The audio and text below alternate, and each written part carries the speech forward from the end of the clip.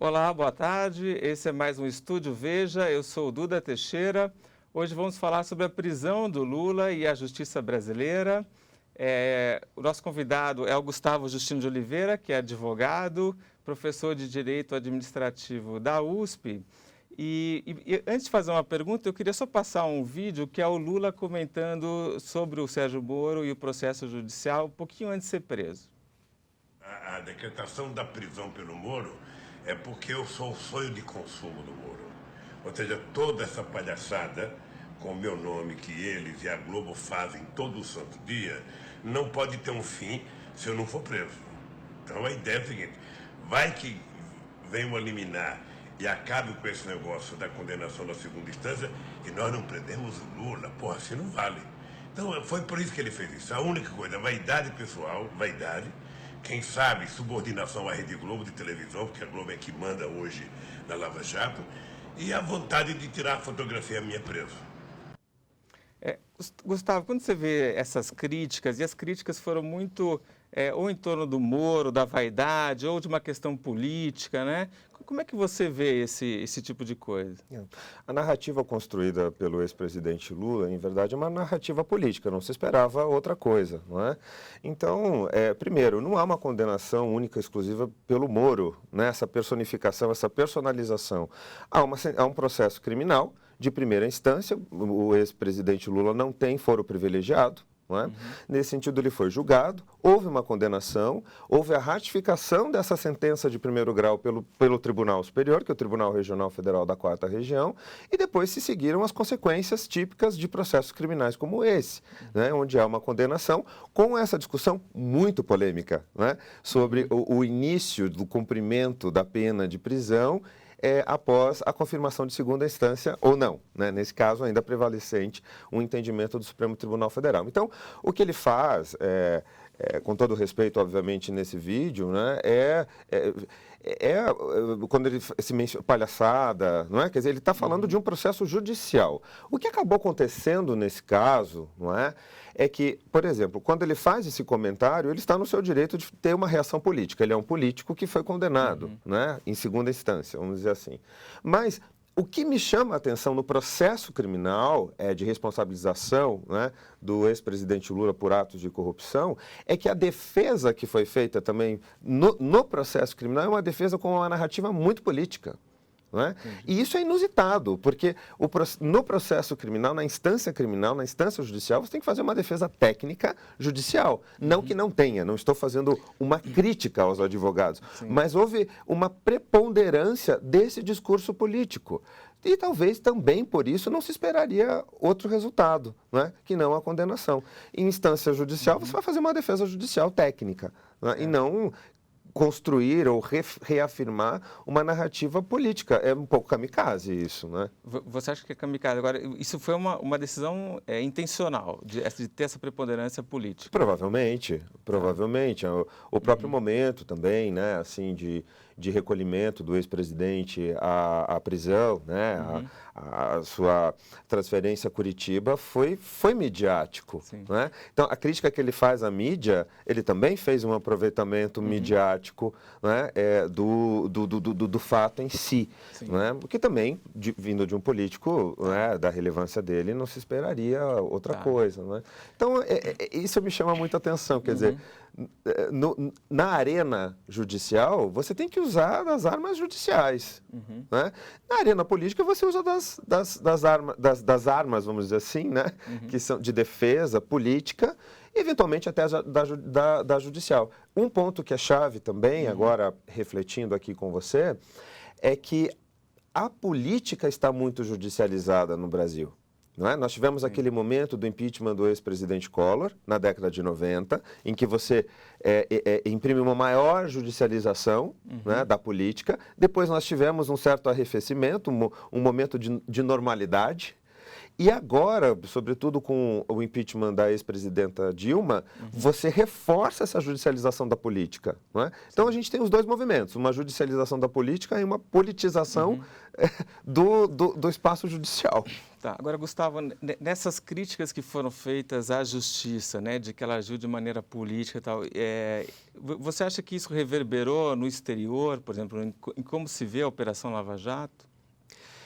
Primeiro, eu não consigo fazer essa leitura de que a justiça, não só no caso do processo do ex-presidente Lula, processo judicial, mas na Operação Lava Jato como um todo, ela atua de maneira política. Eu não consigo enxergar isso. Né? Todo o processo, os procedimentos, as garantias, nós podemos fazer críticas, porque a Operação Lava Jato em si é um ponto de inflexão. Né? A partir da Operação Lava Jato, muito está mudando no país. É claro, é visível isso. Então, é uma agenda que se impôs, eu diria. Né? Tá. E me parece que é isso que chama a atenção no exterior. Né? Porque a sensação que se tinha do Brasil lá fora, em relação aos crimes de corrupção, lavagem de dinheiro, era uma sensação de impunidade, que a justiça ela não se ultimava. Né? E ela demorava muito para chegar no fim, e quando ela chegava no fim, ou os crimes estavam prescritos, né? Ou agentes políticos, sobretudo, e também empresários de grande relevância, quando condenados, a pena acabava não sendo executada. E isso mudou. Né? Isso está mudando, é uma inflexão visível. E me parece que isso é uma agenda pública, então não é uma agenda do judiciário. O judiciário, no Brasil, ele é o grande protagonista, né, do combate à corrupção e da responsabilização. Mas se a gente for pensar, a lei anticorrupção, né, é uma responsabilização administrativa das empresas que se envolvem em corrupção. Né? Então, nem do judiciário há essa necessidade. Ela é de 2013 para cá. Então, nós temos hoje vários tipos de responsabilização, ainda iniciais. Né? A gente ainda não assistiu à lei anticorrupção, a responsabilização administrativa, isso está bem no início, e por isso o judiciário continua a ser o protagonista. Então, eu acho que é o reforço de uma efetividade da atuação judicial. Ainda que críticas sobre uma politização, seletividade, isso pode acontecer. Nas redes sociais hoje você vê muito essa crítica de que se prendeu o Lula, mas o Aécio Neves, o Romero Jucá, o Michel Temer ainda estão soltos, né? Sim. Como é que você vê isso? Eu acho que aí nós temos que discutir um segundo ponto, né? Que é tão complexo quanto o tema por exemplo, da execução provisória da pena, né, com condenação em segunda instância, que é o foro privilegiado.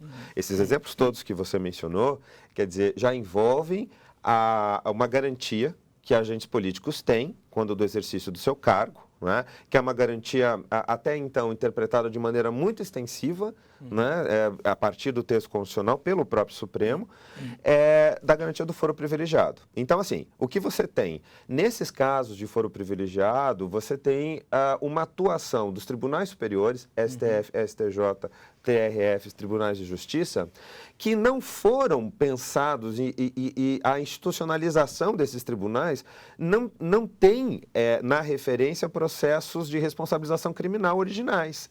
Embora a competência seja essa, era uma competência que seria realizada de maneira extravagante. Não se imaginava, né, e excepcional, não se imaginava que a regra seriam processos de responsabilização criminal de agentes políticos com foro privilegiado. O que eu quero dizer, os tribunais lotaram com processos assim. E tribunais que não têm uma estrutura para realizar esse processo, né, da maneira célere, técnica, rápida e efetiva, como tem as primeiras instâncias, né, que são criadas para isso. Então, o que você tem é um certo déficit de eficácia e efetividade dos tribunais superiores em virtude do foro privilegiado. E isso acaba abrindo espaço para críticas de seletividade, mas que, no meu modo de ver, não é. Por exemplo, o caso do ex-governador do Rio de Janeiro, Sérgio Cabral. A partir do momento em que ele deixa o cargo, né, não tem mais foro privilegiado, o processo caminhou de uma maneira, e não foi com o Sérgio Moro, né, foi no Rio de Janeiro, o processo caminha como deveria caminhar, me parece. E não tem uma única acusação, são várias acusações. E o caso do ex-presidente Lula também. Não é uma única acusação, são várias acusações e vários processos. Tá. Gustavo, agora, a Lava Jato, ela abalou toda a América Latina, Sim. né? Tem vários ex-presidentes que estão presos, né? Outros que estão sendo investigados e condenados. O que precisou acontecer na região como um todo para que isso fosse possível? Bom, primeiro, a gente tem o epicentro de tudo isso, o escândalo da Odebrecht, né? Então, a Odebrecht, ela tinha uma atuação transnacional, né? É um conglomerado brasileiro, né? Com uma atuação que foi além do Brasil. E como ela atuava dessa maneira, digamos assim, a partir de desvios, né, de corrupção, ou seja, se havia achaques ou não, a gente, né, não vamos entrar nesse mérito, mas ela atuava dessa maneira, né, de uma maneira muito próxima, de um modo muito próximo com o político. Ela atuava assim no Brasil e ela passou a atuar assim nos outros países também. Bom, então o epicentro é esse, só que aconteceu o seguinte, ela passou a ser processada nos Estados Unidos, né? Porque ela também tem sede nos Estados Unidos, né? Tem uma filial nos Estados Unidos. E não só por isso, quer dizer, a legislação norte-americana anticorrupção é uma legislação muito severa, né? O chamado FCPA, que é a Lei Anticorrupção Norte-Americana, da década de 70, que tem extraterritorialidade. Diferente de outras leis, a brasileira não tem extraterritorialidade. O que eu quero dizer? A lei americana, ela vale não somente no seu território, mas fora do seu território também. Para atos que são cometidos dentro dos Estados Unidos e que em algum momento dessa prática delitiva, que é transnacional, a corrupção da Odebrecht, ela foi transnacional, quase global. Né? E qualquer parte dessa cadeia, né, de atividades de corrupção que aconteça nos Estados Unidos já faz com que os Estados Unidos possa processar o Odebrecht. Bom, foi processado e aí, para terminar com os processos judiciais, ela teve que fazer acordos. Nos acordos, né, muito próximos aqui dos acordos de leniência, né, delação premiada que nós temos, nos Estados Unidos ela teve que delatar, e delatou políticos, né, não só brasileiros, mas também de vários outros países latino-americanos em que ela atuou. Então, esse é um primeiro ponto. Os fatos vieram à tona, houve uma transparência, e por mais que países como a Argentina à época, né, Colômbia até hoje, enfim, os países são muito diferentes, né? Tem legislações ainda diferentes, mas eles não puderam, a própria opinião pública disse assim, bom, e agora? Que isso é verdadeiro, o que vai ser feito? Trate de investigar e de ver se tem criar novas leis, melhores leis. E os compromissos desses países já são anteriores, de terem leis anticorrupção com a OCDE, com a ONU, porque existem convenções internacionais que esses países assinaram, muitos desses países assinaram, mas continuavam silentes, omissos. Não é? Dá o exemplo da ex-presidente Cristina Kirchner. Né? Há um desejo, assim como o Brasil, da Argentina, de ingressar na OCDE. Né? E para ingressar na OCDE, você tem que comprovar a edição de leis anticorrupção e efetivas, não só novas leis, mas colocar em prática. Exato, responsabilidade criminal das empresas, responsabilidade administrativa das empresas. A intenção de ingressar na OCDE já era da época de Kirchner, mas a política freou, né, essa criação desse novo aparato normativo, dessas novas leis, e as apurações não ocorriam. Com Macri, isso se reverteu. A lei anticorrupção argentina é do final do ano passado e começou a valer esse ano. Entendi, quer dizer, a hora que vem essa coisa de leniência, e ela vai dar, quer dizer, os países são obrigados a colocar em prática essa legislação ou ter leis novas, né? Não dá para colocar embaixo do tapete mais, né? Tá, você citou a Argentina, tem um primo do Macri envolvido, né? Você acha que isso pode afetar o presidente, alguma coisa? Esse é interessante porque esse exemplo, né? Quer dizer, hoje a política, vamos dizer assim, por mais que não seja um tema que a política queira tratar, né? E não quando a gente fala política, não é só o governo, quem é governo, mas a própria, os antagonistas, né? A própria oposição também não tem muito interesse nessa apuração, né? Muitas vezes. Então, na mudança, né, das leis, por exemplo, e da efetividade dessas leis. Agora, mesmo quando é o caso, por exemplo, da Bolívia, né, também, mesmo quando o político ele não quer apurar, o que a gente está vendo nos países da América Latina? Ele se vê obrigado pela opinião pública, pela mídia, pelos aliados. Pelos aliados. Né? As convenções hoje internacionais, elas acabam tendo um peso muito grande nessa matéria, né, nesse compliance anticorrupção. Você tem também uma outra questão que são efeitos financeiros, quer dizer assim, você tem hoje uma escassez de recursos públicos, né? Quando a gente pensa nos anos 2000, você tinha recursos públicos, né? Muitos. Então, tem dois lados essa escassez de recursos públicos. Uma escassez é que para você conseguir angariar mais recursos para o país, você tem que provar que você está agindo com as suas obrigações, por exemplo, com os organismos internacionais. Sim. Uma delas é você ter uma legislação melhor anticorrupção. De outro lado, quando os recursos são escassos, os recursos públicos são escassos, você pode reforçar a competição por esses recursos, inclusive via corrupção. Tá. Então, são os dois lados. É um tema muito delicado, Sim. né? Porque você pode ter efeitos positivos de um lado e negativos de outro. Tá. Então, essa tensão ela é típica da matéria. Tá. Né? Gustavo, você acha que a prisão do Lula, ela no Brasil, ela muda um pouco o cálculo do político que pensa em, de repente, ter um incentivo ali para fazer uma corrupção, alguma coisa assim? Eu acho que sim, é muito relevante, é traumático, né? Se a gente for pensar em termos assim democráticos, tem um lado positivo, obviamente, né? Nesse sentido que muito está sendo dito de que a lei, ao final, é para todos. Né? Então tem esse ponto da isonomia de todos perante a lei, né? A igualdade, então tem esse dado positivo. Mas tem um outro ponto, existe um capítulo, uma história inacabada, temos mais um capítulo agora a enfrentar, que é o foro privilegiado. Então, está mais, a grande sombra, no meu modo de entender, é o foro privilegiado. Né?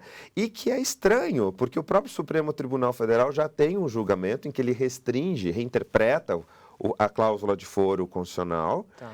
Ele restringe o foro privilegiado a alguns agentes políticos que estão e fatos referentes ao exercício do cargo.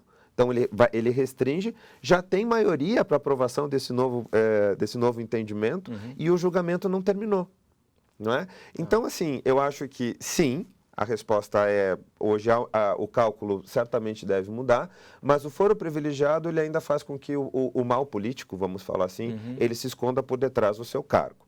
Né? Então, aquele que não tem foro privilegiado pode ser, né, digamos assim, processado com mais rapidez, pode ir para a prisão, tem esse efeito, mas aquele que tem foro, muitas vezes, o processo pode ainda chegar à prescrição. Né? Professor, bom, então sábado o Lula foi preso, né? Alguma chance dele ser solto nos próximos dias? Bom, nós vamos ter agora um novo round, né, no Supremo Tribunal Federal, dessa discussão da execução provisória, né, da prisão, né, após condenação de segunda instância. Provavelmente isso vai se dar na quarta-feira, temos os HCs, né, dois HCs, né, Maluf, enfim, também de ex-ministros ainda do governo Lula e as ADCs, né? Quer dizer, pedidos liminares aí na ADC. Eu acho muito difícil, neste momento, o Supremo Tribunal Federal retroceder no posicionamento que ficou marcado no HC de Lula. O tema é muito complexo, né? A tensão é muito forte, com fundamentos para os dois lados, bons fundamentos para os dois lados. Né? Então, mas nós estamos vendo um ponto de inflexão. Hoje nós precisamos de algumas decisões, de interpretações do texto constitucional, no sentido, sim, de tentar estancar, né? Não a Lava Jato, mas estancar o que nós estamos vivendo, os efeitos deletérios da corrupção no país.